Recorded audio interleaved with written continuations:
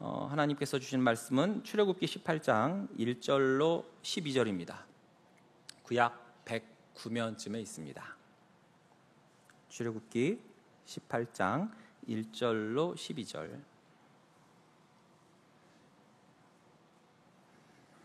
다 찾으셨으면 한 절씩 교독하시고 12절은 함께 읽겠습니다. 제가 먼저 1절 읽습니다. 모세의 장인이며 미디안 제사장인 이드로가 하나님이 모세에게와 자기 백성 이스라엘에게 하신 일, 곧 여호와께서 이스라엘을 애굽에서 인도하여 내신 모든 일을 들으니라. 모세의 장인 이드로가 모세가 돌려보냈던 그의 아내 십보라와 그의 두 아들을 데리고 왔으니 그 하나의 이름은 게르솜이라. 이는 모세가 이르기를 내가 이방에서 나그네가 되었다 하미요, 하나의 이름은 엘리에셀이라. 이는 내 아버지 하나님이 나를 도우사 바로의 칼에서 구원하셨다 함이더라. 모세의 장인 이드로가 모세의 아들들과 그의 아내와 더불어 광야에 들어와 모세에게 이르니 곧 모세가 하나님의 산에서 지친 곳이니라. 그가 모세에게 말을 전하되 내 장인 나 이드로가 내 아내와 그와 함께한 그의 두 아들과 더불어 내게 왔노라.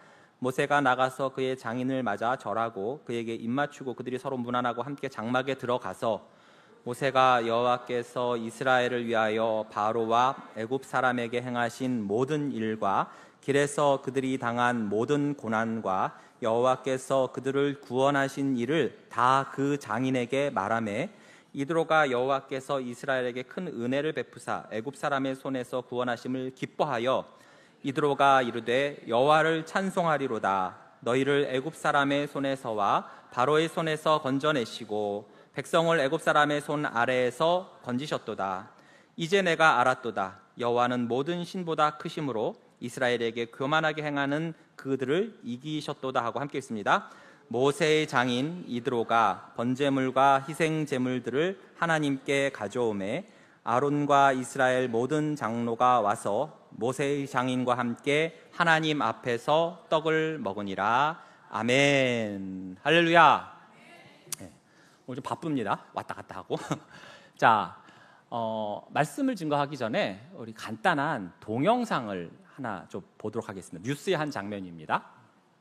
갑자기 울음을 터뜨렸습니다. 좀만 키워주세요. 강나루 기자입니다. 미국 플로리다의 한 법정, 서류를 검토하던 판사가 재판받는 남성을 유심히 쳐다보다 의외의 질문을 던집니다. Mr. Booth, I have a question for you.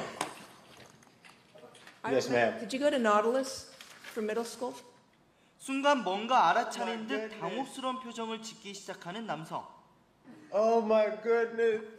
이 남성과 판사는 중학교 동창이었습니다. He was the best kid in middle school. I used to play football with him, all the kids. 금품을 훔쳐 달아난 혐의로 보석 재판을 받는 남성. 결국 눈물을 쏟아냅니다. Oh my goodness.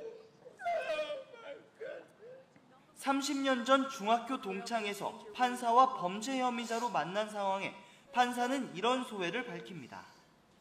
What's sad is how old we've become. I hope you're able to come out of this okay and just lead a lawful life. 판사는 중학 동창에게 보석금 43,000달러를 선고했습니다. KBS 뉴스 강나루입니다. 됐습니다. 이해하시겠어요? 그러니까 중학교 때 한 반이었던 친구들이 30년 만에 만난 곳이 어느 근사한 호텔 동창회 모임이 아니고 법정이었습니다. 한 사람은 판사로, 또 한 사람은 그 판사에게서 형을 선고받는 강도 피의자 신분이었어요. 뒤늦은 후회를 했지만 이 30년의 간격은 도저히 메워질 수가 없죠. 30년 전 이 두 친구는 중학교 교정에서 아주 아름다운 미래를 꿈꾸었을 겁니다. 판사가 그것을 증언을 하죠. 그 당시에 그들은 이런 식의 재회를 하리라고는 상상도 못했을 겁니다. 그렇죠? 어디서 미래에 가서 어디서 무엇이 되어서 다시 만날지를 전혀 몰랐을 거예요. 그러나 그 30년의 시간을 찬찬히 거슬러 올라가다 보면, 그러면서 각자의 삶의 기억을 더듬어 가다 보면 아마 이 강도가 된 친구에게는 어그러지기 시작한 어느 한 부분이 분명히 있었을 겁니다. 그리고 그때 돌이켰다면, 그때 자신을 위해서 누군가가 기도하고 관심을 가져줬더라면 뭔가 달라지지 않았을까요? 주일학교 이제 여름 사역이 이제 다 마무리되었고, 지금은 이제 청년위원회가 이제 이 시간 둘째 날 집회를 하고 있습니다. 작년 성도는 이곳에서, 그리고 청년들은 홍천에서 몸은 떨어져 있지만 한 마음으로 한 영으로 기도하는 시간이에요. 예전에 제가 이제 고등부를 담당했을 때 이제 마지막 날, 이제 돌아오는 날 아침에는 그 수련회 설문조사와 또 간증문 작성 시간이 있었습니다. 그럼 얘들이 이제 훈련이 잘 돼 있어서 아주 잘 써요, 간증문을. 그런데 그걸 취합해서 이제 읽다 보면 어떤지 아십니까? 당장 내일부터 한국 교회가 천지개벽이 나고 배가 부흥 일어날 것 같고 1년에 성경 3, 4독하고 새벽 기도회는 고등부 애들로 꽉 찰 것 같아요. 자, 그런데 그렇게 십수년이 흐르고 나서 보면 정말 어떤 아이는 자기가 간증문에 쓴 대로, 은혜 받은 대로 믿음을 잘 지키고 또 가정을 이루고 직장이나 교회에서나 동일하게 신실인, 즉 신앙과 실력과 인격을 잘 겸비해서 자란 경우도 있는가 하면 언제 사라졌는지도 모르는 아이들도 있었어요. 마치 바울이 디모데에게 한 말처럼 대만은 이 세상을 사랑하여 나를 버리고 데살로니가로 갔다. 그런 아이들도 분명히 있다는 거죠. 그걸 보면서 생각합니다. 지금 우리의 아이들이 10년, 20년, 30년 후에 어떻게 될까? 그들과 우리가 앞서 동영상의 그 두 사람들처럼 30년 후에 만나게 됐을 때 서로 어떤 모습이 되어서 다시 만나게 될까? 그런 상상을 하게 됩니다. 주일학교 때의 모습, 특히 성경학교와 수련회를 마친 직후의 모습들만 보면 10년, 20년이 아니라 꼬부랑 할아버지, 할머니가 될 때까지 그 믿음 변치 않고 예수님과 동행할 것 같은데 실제 현실은 그렇지가 않더라는 거예요.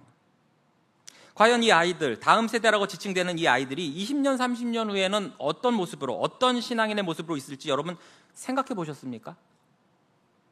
다음 세대가 혹 사사기에 나오는 다른 세대로 바뀌어 있지는 않을까? 다른 애들은 차치하고 당장 내 새끼가, 내 손주가 언젠가는 내 통제를 떠나가거나 혹은 내가 죽으면 교회는 제대로 나갈까? 걱정해 보신 적 있으십니까? 지금 내가 두 눈 시퍼렇게 뜨고 있는데도 저러는데 이대로 가다가 세월이 흐른 후에 마치 판사와 강도가 강도로 만난 그 두 친구처럼 먼 훗날 성도와 불신자의 모습으로 만날 수 있다는 상상을 여러분 해보신 적 있습니까? 지금 우리의 다음 세대들이 주님 오실 때까지 과연 그 믿음을 지킬 수 있을까? 예수님도 오죽하면 이런 말씀 하셨겠습니까? 누가복음 18장 8절에 그러나 인자가 올 때에 세상에서 믿음을 보겠느냐. 이 말은 예수님 재림할 때 믿음을 안 본다는 소리가 아니라 뭐예요? 그만큼 희소하다라는 뜻이에요. 아이들만이 아니죠. 지금 내 옆에서 아니면 내 순에서 내가 속한 전도회에서 함께 신앙생활하는 동역자들이 세월이 흐른 후에도 여전히 지금처럼 아름답게 신앙생활을 유지할 수 있을까? 더 나아가 저 천국에서도 주님 앞에서도 지금 함께 신앙생활하는 믿음의 공동체 구성원들을 다시 만날 수 있을까? 다시 만나야 됩니다. 다시 만나고 싶다. 다시 만나기를 원한다. 우리는 반드시 그러한 소망을 가져야 합니다. 오늘 본문의 모세와 장인 이드로의 제외 장면을 통해서 우리가 우리의 다음 세대들과 또 믿음의 공동체 안에 있는 그 동역자들과 반드시 이런 모습으로 다시 만날 수 있기를 소망하시기 바랍니다. 소망하는 목표가 있어야, 기대가 있어야 무언가를 할 수 있지 않겠습니까? 그냥 어떻게 되겠지 가다 보면 어떻게 될 거야. 이런 게 아니라 간절히 원하는 바가 있어야 우리가 그것을 위해서 기도도 하고 부르짖고 또 말씀에 순종하지 않겠습니까? 동기가 있어야 돼. 동기 부여가 돼야 된단 말이에요. 그렇다면 우리는 어떤 소망을 가져야 될까요? 우리의 자녀들과 다음 세대들과 우리의 믿음의 동역자들이 세월이 흐른 후에 더 나아가 주님 앞에 서는 그날 어떤 모습으로 다시 만날 것을 기대하며 소망해야 될까요? 오늘 본문을 볼까요? 자, 애굽의 왕자였던 모세가 모든 부귀 영화를 다 뒤로 한 채로 도망자 신세로 광야로 도주할 때의 모습에서는 그에게는 어떠한 소망도 없어 보였어요.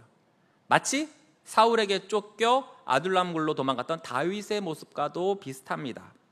그런데 이러한 모세를 받아주고 자신의 딸까지 주었던 사람은 바로 르우엘 또는 이드로라 불리는 미디안 제사장이었어요. 자, 르우엘, 이 말은 하나님의 친구라는 뜻입니다. 그는 하나님의 친구라는 이름에 걸맞게 신실하고도 경건한 사람이었어요. 그는 모세를 보호하고 있다는 이유만으로도 애굽의 바로에게 죽임을 당할 수 있는 그런 사람이었습니다. 그러나 르우엘은 그런 모세를 자기 사위로 삼고 자기의 양을 치게 했어요. 모세 또한 르우엘과 함께 사는 것을 기뻐했다고 성경은 기록하고 있습니다. 사실 모세 입장에서는 안 기뻐할 수가 없죠. 도망자인 자신을 받아주었고 또 뭐 볼 게 있다고 딸 누구죠? 예, 10보라를 또 줬어요. 그리고 양도 치라고 줬단 말이에요. 비록 처가살이를 하긴 했지만. 그런데 그런 삶 속에서 이 모세는 여전히 마음 한구석에 있는 그 내색하지 못하는 그런 괴로움, 자신의 현실에 대한 그 비관적인 마음이 컸기 때문에 그것을 첫째 아들의 이름에다 투영을 했어요. 첫째 아들의 이름이 오늘 보면 3절에 기록되어 있죠. 그의 두 아들을 데리고 왔으니 그 하나의 이름은 게르솜이라. 이는 모세가 이르기를 내가 이방에서 나그네가 되었다 함이요. 자, 여러분, 게르솜 어떻습니까? 이름 자체만으로는 굉장히 뽀송뽀송하고, 그렇죠? 솜털 같고 포근할 것 같은데 뜻은 그렇지 않다는 거예요. 게르솜, 이 명사인데 동사 가라쉬에서 나온 말인데 뜻이 뭐냐? 밖으로 몰아내다, 쫓아내다, 던져버리다, 떠나가다, 괴롭히다란 뜻이에요. 그러니까 긍정적인 요소가 하나도 없어요. 그래서 아무리 그래도 첫째 아들인데 이름을 이렇게 짓나? 그렇죠? 하여간 이 이름에서도 어때요? 모세의 그때의 그 마음을 우리가 엿볼 수가 있어요. 그러나 그가 둘째 아들을 낳았을 때 그는 어느 정도 회복이 되고 좀 안정이 되었던 것 같습니다. 4절을 볼까요? 하나의 이름은 엘리에셀이라. 이는 내 아버지의 하나님이 나를 도우사 바로의 칼에서 구원하셨다 함이더라. 자, 둘째를 낳고 나서야 비로소 하나님께서 나를 도우셨구나. 내가 잘 도망치고 내가 잘 숨어서 바로의 칼날을 피한 줄 알았는데 아니구나. 모든 게 하나님의 도우심이었어. 그래서 돕다, 에제르, 그리고 하나님, 그래서 하나님이 도우셨다, 에제르 해서 둘째 아들의 이름이 엘리에셀이 된 거예요. 자, 이렇게 조금씩 안정되고 회복되는 모습을 그의 장인인 이 이드로, 르우엘은 쭉 지켜보고 있었어요. 자, 그러던 어느 날 사위 모세가 양을 치러 갔다가 호렙산에서 하나님을 만나고 사명을 받았다는 거예요. 그것은 바로 애굽으로 가서 동족을, 이스라엘 민족을 구출해 오는 것이죠. 애굽 그 두려운 땅에 제 발로 가겠다고 하는 모세에게 장인 입장에선 사위가 그렇게 사지로 가겠다는데 어떻게 할 것 같아요? 여러분 같으면 말려요. 맞아요. 그를 붙잡으면서 야, 이 사람아, 그 사지에 가서 내 딸을 과부로 만들겨? 내 손주들을 애비 없는 자식으로 만들려고 그래? 어떻게 자네만 생각하나? 이럴 수 있는데 이 이드로, 르우엘은 그렇지 않았다는 거예요. 성경에서는 이 부분을 아주 간단하게 말씀합니다. 출애굽기 4장 18절에 보시면 모세가 그의 장인 이드로에게 돌아가서 그에게 이르되 내가 애굽에 있는 내 형제들에게로 돌아가서 그들이 아직 살아있는지 알아보려 하오니 나로 가게 하소서. 이드로가 모세에게 평안히 가라 하니라. 그가 평안히 가라라고 할 수 있었던 이유는 뭐예요? 바로 그것이 하나님의 명령이었기 때문이었습니다. 그렇게 모세는 애굽으로 들어가서 바로와 맞서 싸워 이기고 하나님의 인도하심으로 이스라엘 백성들을 이끌고 나왔어요. 그들은 홍해를 건넜고 만나와 메추라기를 먹었고 반석에서 나온 물을 마시며 행군을 했고 또 광야에 살던 그 약탈 민족인 아말렉과의 전투에서 기적의 대승을 거두었습니다. 그런데 여러분, 이 모든 것을 바로 르우엘, 즉 이드로가 다 들었다는 거예요. 1절에 보시면 모세의 장인이며 미디안 제사장인 이드로가 하나님이 모세에게와 자기 백성 이스라엘에게 하신 일, 곧 여호와께서 이스라엘을 애굽에서 인도하여 내신 모든 일을 들으니라. 자, 그는 자신의 사위 모세와 이스라엘 백성들에게 일어난 모든 일을 다 들었다는 거예요. 여러분, 그 이드로, 르우엘의 입장을 한번 생각해 봅시다. 그는 자신의 사위 모세가 애굽으로 떠난 날 이후로 제대로 편안히 잠을 자지 못했을 겁니다. 그는 절박하게 그 모세를 위해 기도했을 거예요. 여러분, 입장을 바꿔놓고 생각해 보세요. 자식이 군대만 가도, 요즘 군대 아무리 편해졌다고 하지만 군대만 가도 어떻게 합니까? 매일매일 그 기도를 쉬질 않아요.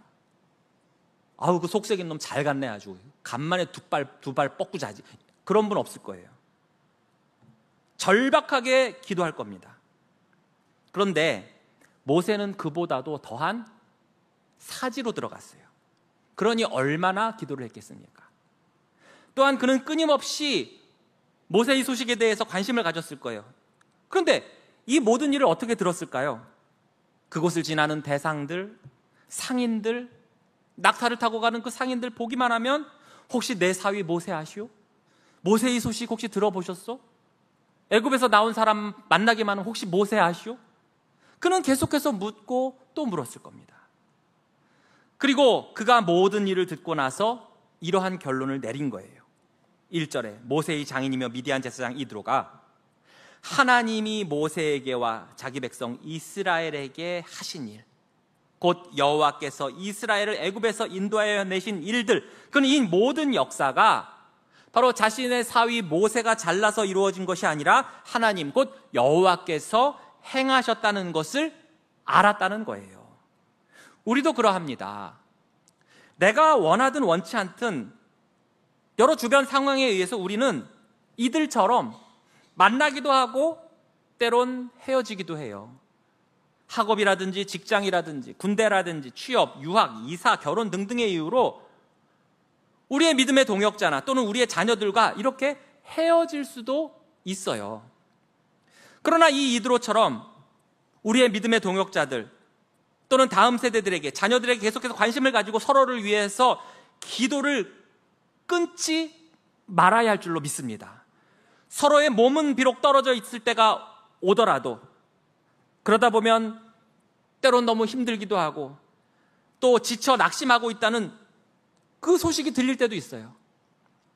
그럴수록 서로에 대해서 더욱 깊은 관심을 가지고 기도할 때 하나님의 놀라운 은혜와 돌보심을 바로 우리가 경험할 줄로 믿습니다.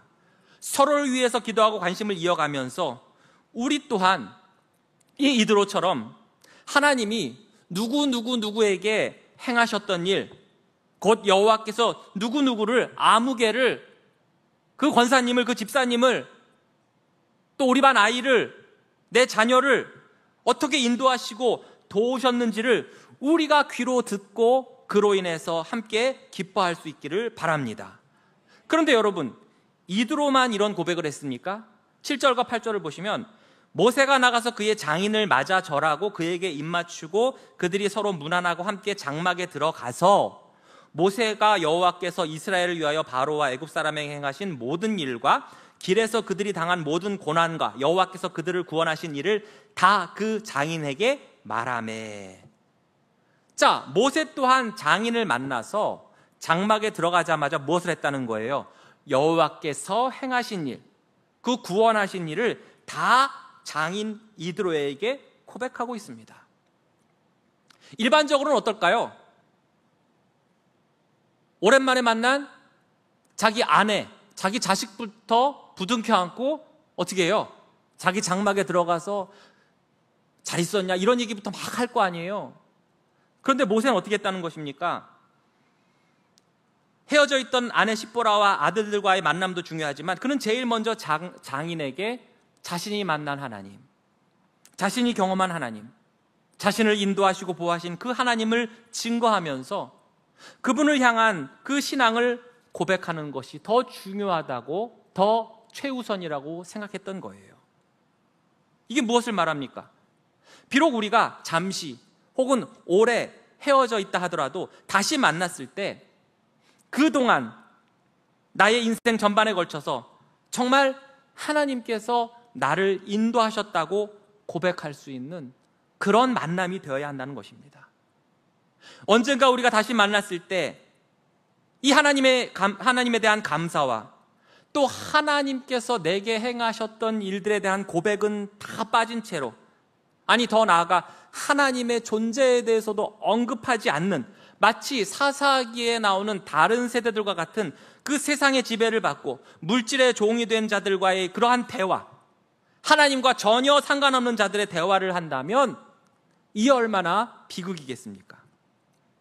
지금 함께 신앙생활을 하는 우리 아이들이, 우리 청년들이, 우리의 순원이 하나님을 떠나 세상 사람들의 모습으로 세상의 권세와 돈과 명예와 지식과 인맥들이 나를 인도하였습니다, 나를 세웠습니다 라고 자랑스럽게 떠버리는 그 모습을 우리가 본다면 어떨까요? 그러니 여러분, 우리는 어디서 무엇이 되어 다시 만나야 합니까? 바로 하나님 안에서 하나님이 나를 또한 우리를 어떻게 인도하셨는지, 어떻게 행하시고 어떻게 보호하셨는지를 서로 감사함으로 고백할 수 있는 그런 자들이 되어 다시 만나기를 바랍니다. 두 번째로 우리는 어디서 무엇이 되어서 다시 만나야 됩니까? 감사드리는 예배자의 모습으로 만나야 됩니다. 이드로는 자신이 들었던 그 하나님의 행하심과 그분의 은혜를 사위 모세를 통해 다시금 확증을 받고 있는 거예요. 자기가 이미 들었지만 이 모세를 통해서 다시금 확증을 받고 있는 거예요. 그러면서 눈을 들어보니 어떻습니까? 그 모세 뒤에 끝도 없이 펼쳐져 있는 이스라엘 백성들과 또 그들의 장막들을 보면서 그가 보인 행동이 무엇입니까? 9절에 이드로가 여호와께서 이스라엘에게 큰 은혜를 베푸사 애굽 사람의 손에서 구원하심을 기뻐했다고 그랬어요. 그는 우선 하나님께서 은혜를 베푸셔서 애굽 사람들의 압제에서 이스라엘 백성들이 구원받은 것을 자기 일처럼 기뻐하고 있습니다. 사실 이드로는 이 시나이 반도 동편의 아카바만 서안에 거하는 그 미디안 제사장이었어요. 그는 하나님의 친구라는 이름으로 불리면서 하나님을 섬기고, 그럼으로써 이스라엘 구원이 곧 나의 구원이며 이스라엘의 기쁨이 곧 나 자신의 기쁨으로 여겼어요. 마찬가지로 우리 또한 먼 훗날 우리의 동역자들, 또한 우리의 자녀들, 다음 세대들이 하나님의 인도하심으로 인해서, 그 은혜 주심으로 인해서 복을 받을 때 함께 내가 복을 받은 것처럼 기뻐할 수 있기를 바랍니다. 이렇게 기뻐하는 자의 입에서 자연스럽게 당연하게 나오는 것이 무엇입니까? 찬송이에요. 10절에서 11절에 보시면 이드로가 이르되 여호와를 찬송하리로다. 너희를 애굽 사람의 손에서와 바로의 손에서 건져내시고 백성을 애굽 사람의 손 아래에서 건지셨도다. 이제 내가 알았도다. 여호와는 모든 신보다 크심으로 이스라엘에게 교만하게 행하는 그들을 이기셨도다 하고. 자, 그가 부른 찬송의 내용은 바로 하나님은 교만한 자를 낮추시고 물리치시고 반대로 곤고하고 겸손한 자를 높이시고 구원하신다라는 내용이에요. 여러분, 이것은 변함없는 진리입니다. 그래서 성경 곳곳에서는 이 내용을 계속해서 반복을 하고 있는 거예요. 이것이 바로 복받는 원리이지요. 사무엘하 22장 28절에도 보시면 주께서 곤고한 백성은 구원하시고 교만한 자를 살피사 낮추시리이다 라고 했고, 신약에 와서도 야고보서 4장 6절에 보시면 그러나 더욱 큰 은혜를 주시나니 그러므로 일렀으되 하나님이 교만한 자를 물리치시고 겸손한 자에게 은혜를 주신다 하였느니라. 아멘. 여러분, 교만의 증상이 뭡니까? 하나님이 한 게 아니고 내가 다 했다는 거예요. 내가 잘나서 이거 다 이루었다는 거예요. 내가 했으니 당연히 하나님께 감사할 이유가 없죠. 내가 다 했으니까 하나님은 한 게 없으니까. 더 나아가 아무것도 한 게 없는 하나님, 그러면서 그러다가 하나님의 존재 자체를 어떻게 합니까? 부정을 하게 돼요.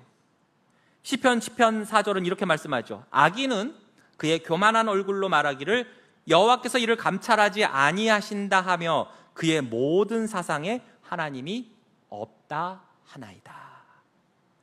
그렇기 때문에 나에게 요즘 기쁨이 사라지고 감사가 사라지고 찬송이 사라진다는 것은 내 환경이 그만큼 어려워지고 고통스럽다는 것이 아니라 나 자신이 지금 교만하지 않은지를 체크하는 시간이 되어야 됩니다. 기쁨과 감사와 찬송과 더불어 이제 이드로는 제사장답게 번제물과 희생제물을 가져와요. 그리고 하나님 앞에서 사람들과 떡을 떼고 있습니다. 즉 이 모습은 뭐냐면 제사 후에 사람들과 나누어 먹는 장면이에요. 12절에 모세의 장인 이드로가 번제물과 희생제물들을 하나님께 가져오매 아론과 이스라엘 모든 장로가 와서 모세의 장인과 함께 하나님 앞에서 떡을 먹으니라. 즉 모두 모여서 예배하고 있다는 거예요. 이 예배에는 앞서 말한 것처럼 바로 구원의 감격과 기쁨이 있죠. 하나님을 향한 찬송이 있습니다. 그리고 그러한 예배자들과의 뭐가 있어요? 교제가 있죠. 이것을 다 뭉뚱그려서 정말 완벽한 예배자의 모습으로 이들은 다시금 만나고 있는 거예요. 여러분, 성경의 제일 마지막 책인 요한계시록에도 종국에는 믿음의 성도들이 찬양과 경배와 감사드리는 그 예배자의 모습으로 끝나지 않습니까? 요한계시록 7장 9절에서 12절 보시면 이 일 후에 내가 보니 각 나라와 족속과 백성과 방언에서 아무도 능히 셀 수 없는 큰 무리가 나와 흰옷을 입고 손에 종려가지를 들고 보좌 앞과 어린 양 앞에 서서 큰 소리로 외쳐 이르되 구원하심이 보좌에 앉으신 우리 하나님과 어린 양에게 있도다 하니 모든 천사가 보좌와 장로들과 네 생물 주위에 서 있다가 보좌 앞에 엎드려 얼굴을 대고 하나님께 경배하여 이르되 아멘. 찬송과 영광과 지혜와 감사와 존귀와 권능과 힘이 우리 하나님께 세세토록 있을지어다. 아멘 하더라. 지금 우리가 예배자의 모습으로 만나고 있다면 이렇게 먼 훗날에도 또 주님 앞에 서는 그날에도 우리는 우리의 자녀들과 믿음의 동역자들과 함께 그때도 마찬가지로 참된 예배자의 모습으로 만나야 할 줄로 믿고 그것을 소망하시기 바랍니다.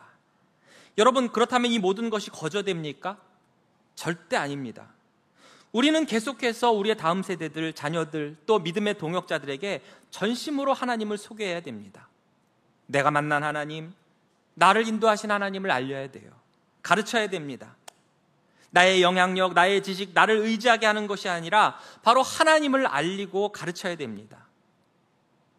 이제 여름 성경학교 수련회 이제 내일이면 다 끝나요.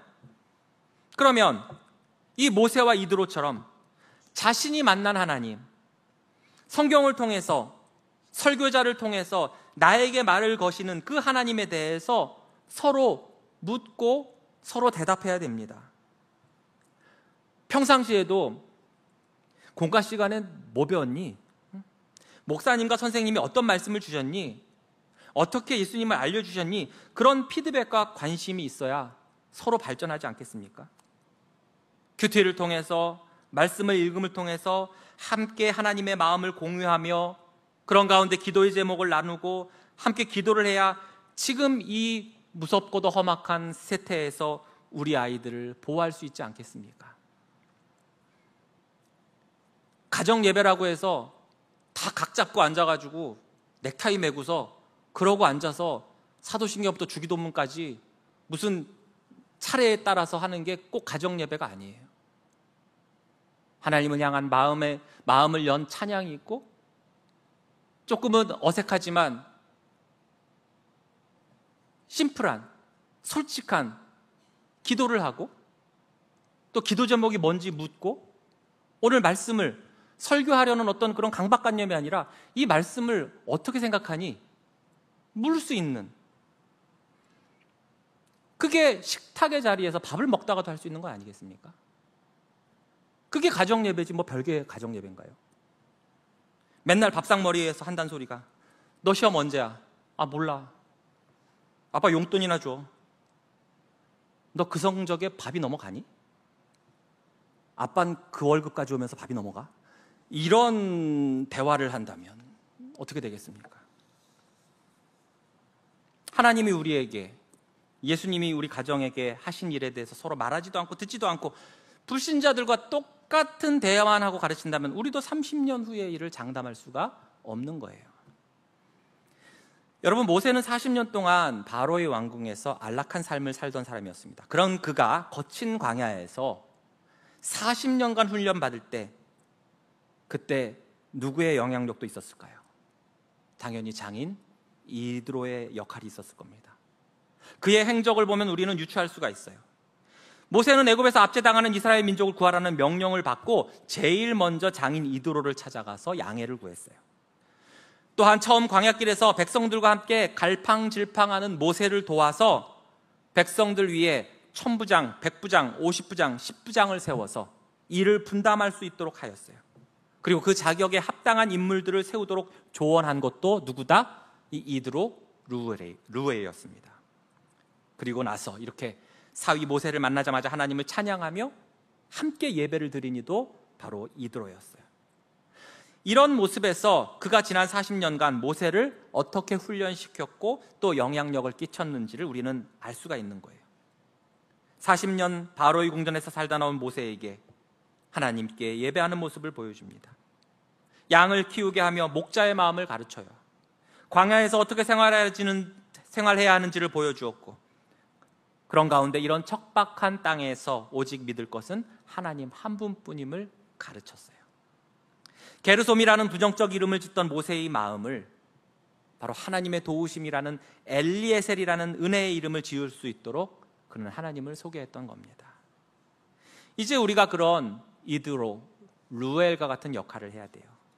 먼 훗날 우리 믿음의 동역자들과 다음 세대들, 우리의 자녀들과 하나님을 찬양하며 하나님이 내게 행하신 일을 서로 고백하는 자로 만나기 위해선, 또한 하나님 앞에서 함께 감사의 예배자로 만나기 위해선 이처럼 평소에 열심히 우리가 서로 하나님을 소개하고 증거하고 가르치고 고백하고 관심을 갖고 기도하며 예배하며 말씀대로 사는 모습을 바로 우리 어른부터 보여주어야 할 줄로 믿습니다.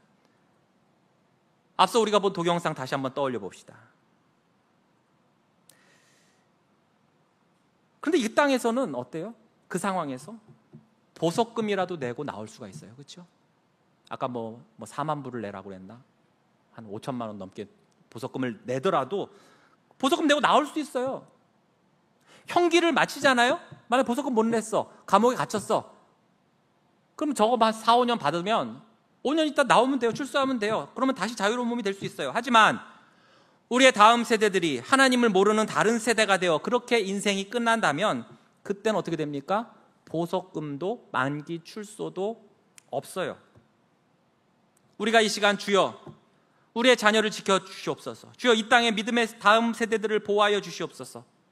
이를 위해서 제가 먼저 가정에서, 사회에서, 교회에서 예배자로서 믿음의 선배로서 바로 서겠나이다, 그들을 위해서 기도하고 말씀을 가르치고 본을 보이겠나이다 결단하고 다짐하고 행할 때 우리는 먼 훗날 그들과 영광스러운 성도의 모습으로 하나님을 찬양하는 그 예배자의 모습으로 다시 만나게 될 줄로 믿습니다.